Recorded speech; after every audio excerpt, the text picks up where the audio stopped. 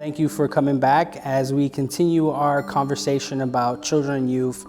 Today I have Patti Case with us, longtime member and currently working as a youth counselor or youth, what's the word we use? Sponsor, I think we Youth sponsor, say. I think that's the word we use with our high school kids. So thanks, Patti, for joining us in this conversation. Sure. So Central has been around for a long time, much longer than you and I have been at this church. You have been at Central in different points of the life of the church, so I think you have seen some of the ministries rise up and kind of become what they are. You're participating then and even now. So kind of let us know a little bit about your experience here in Central. And I think you're saying I'm old, No. Luis. I think you might be. No, wise, definitely wise, definitely wise. I started at Central in the 90s. That's the previous century, so that is a while back.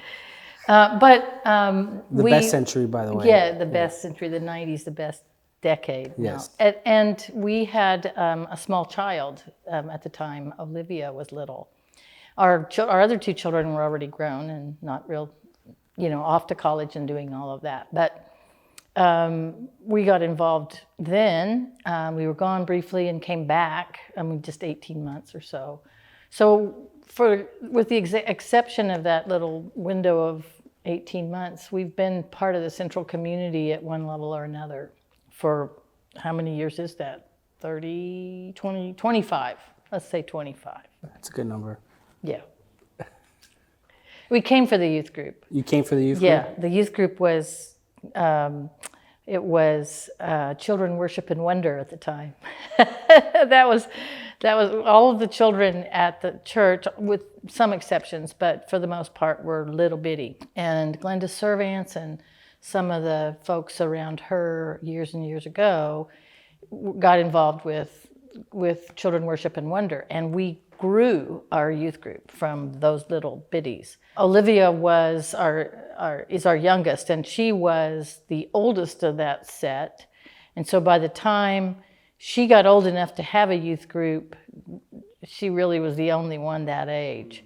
So the kids that were just behind her actually were the ones who began to be a part of developing youth group. And as those children grew and other families would come, then there'd be more connection. And it was like, you have a little seed and you grow a whole crop. So the more children were coming in, some still being born into the community, but some of them coming from beyond. Was it hard for you as parents to have a child that's older and then not necessarily be things for her? Well, yes, except it was Olivia, and she is a unique little creature. So she did fine, but I could imagine how it would be difficult for parents. And in fact, that's part of why I got involved. Was I know that a youth group gives kids other adults that they can talk to and be friends with and connect with besides their parents. And at that age, especially the high school age, as their brains are developing and they're starting to think more abstractly and do things like that, there are a lot more questions, a lot more conversation that it's hard to, keep up with. And so having other adults in their lives gives them another outlet. Yeah.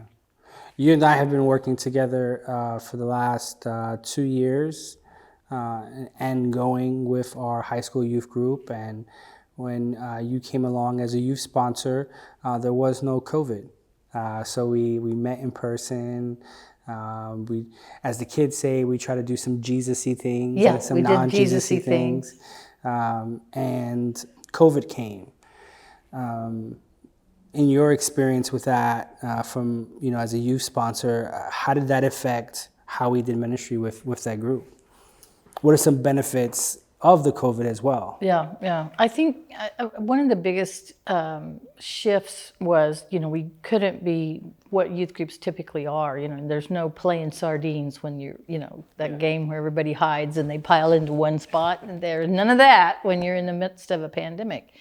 But we also, I think, I was picking up on maybe it was my own anxiety, and maybe I was just projecting, but I was picking up on anxiety in the youth that made it really important for them to be able to connect one way or another. And I remember those early COVID youth group meetings on Zoom, which, we were both amazed at how many of the youth showed up for that. That may be our shining moment so far in youth ministry here at Central, with you and me in leadership anyway, because they showed up and it was really important to them. Yeah. And I remember in those early times, one meeting in particular, we asked them to share their prayer concerns, and they went around and each one of them shared their prayer concerns.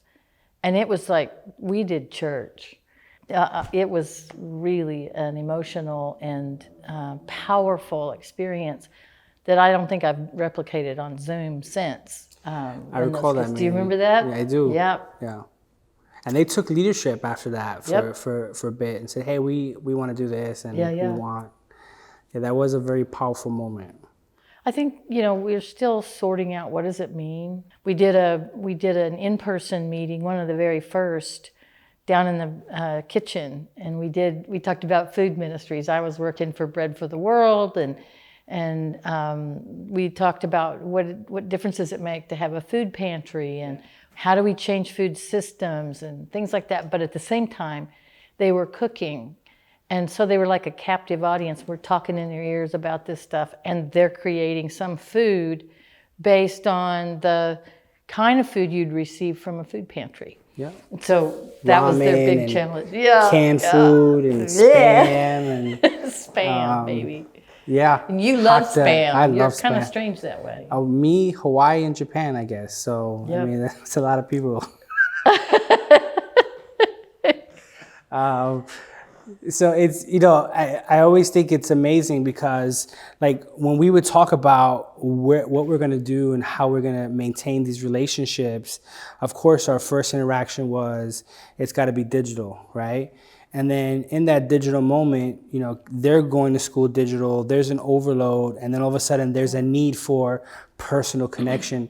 And so we started meeting out on the church parking lot, right? If you recall, that. Right? And I think one of the things I most remember is while the church is listening to a concert of Cause, we went down to the Black Lives Matter mural, and we had great conversations there during one of my most meaningful moments with the group, because we walked down there, we had conversations.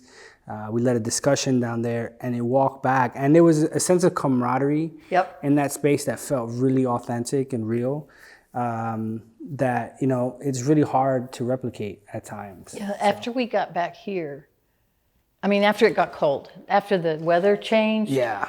And it was so cold, and somebody donated a chimenea, and we'd fill it with wood and fire it up, and it wasn't very warm. That's the truth. But it seemed like it would be warm. And so we gathered around that and tried to just have conversation around racism. Yeah. And I remember those conversations, 2 or 3 of those kinds of conversations, and some heavy, deep, and real kind of conversations we were having, and that were, I think, important. Our youth group is so fantastic. It's this little collection of people who are from all over the place, and a number of our youth are adopted into their families, and they are,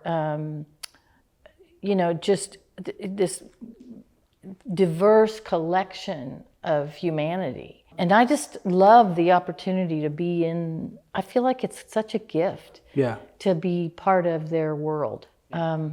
And, I think it's hard sometimes to find youth sponsors because, kids are sometimes hard to be around. They are. But these kids, I just adore them. Yeah. I just think they're the greatest thing since sliced bread. And I just, I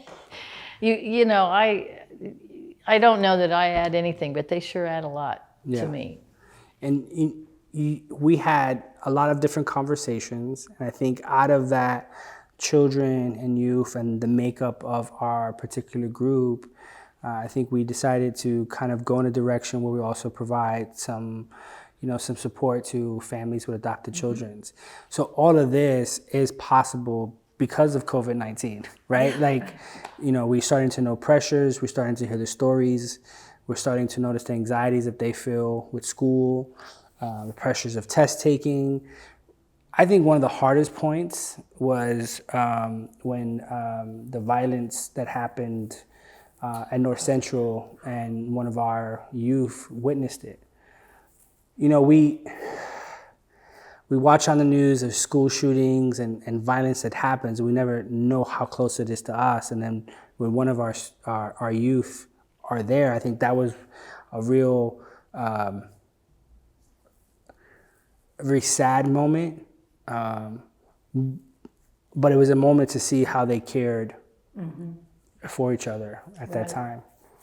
And there were 2 kids that were impacted by that, I remember. And well, it seems like most of our students went to that one high school as well. Yeah, it is true.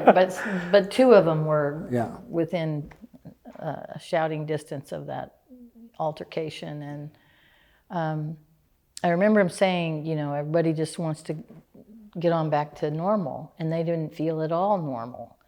And you imagine that happening in so many places all over the country and really all over the world. But, within our own experience, this country is just torn up by that kind of violence. And now our children have had firsthand experience of it. And that just makes it less out there.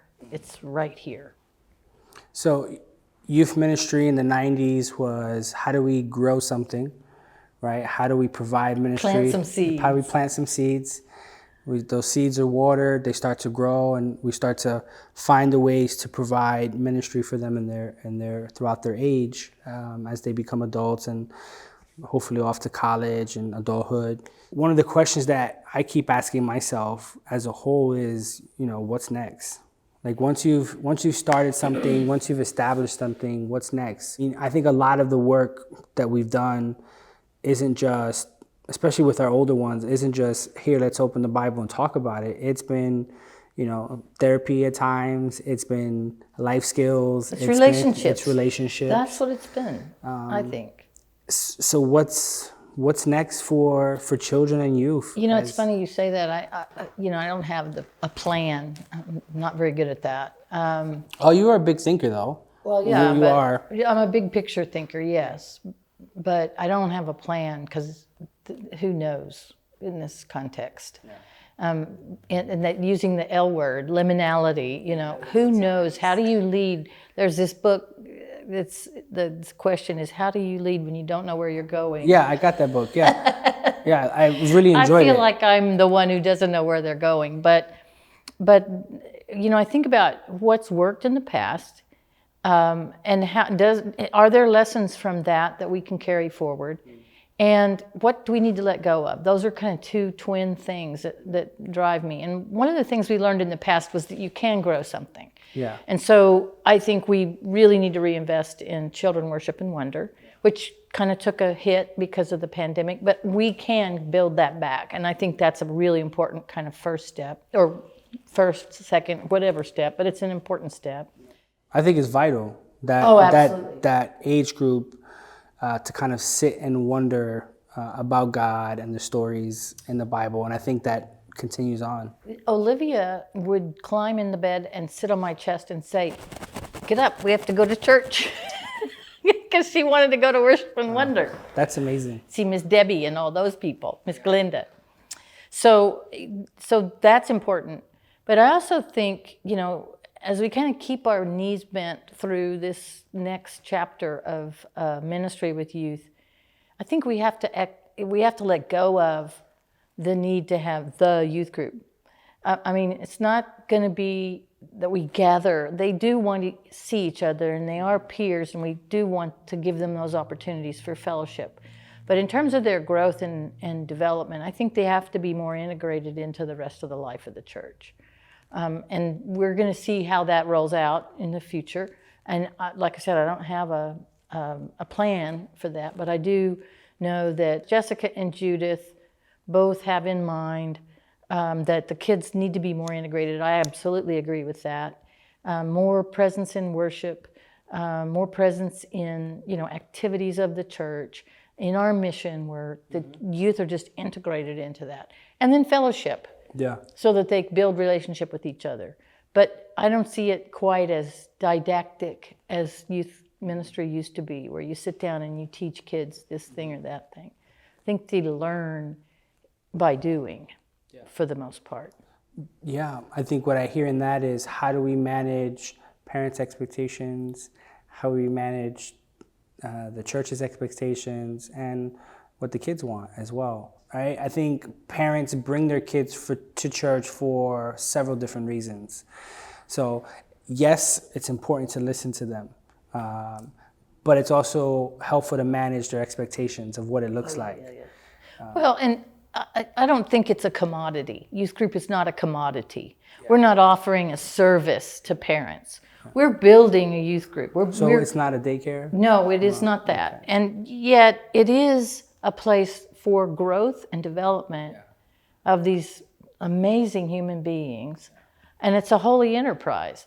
So I don't, I'm not trying to be, popular or whatever. I'm trying to be effective and faithful and innovative in how we do youth ministry, so that in this crazy context we live in, it does have an impact on their lives. It does mean that they understand themselves to be spiritual beings having a human experience. Yeah.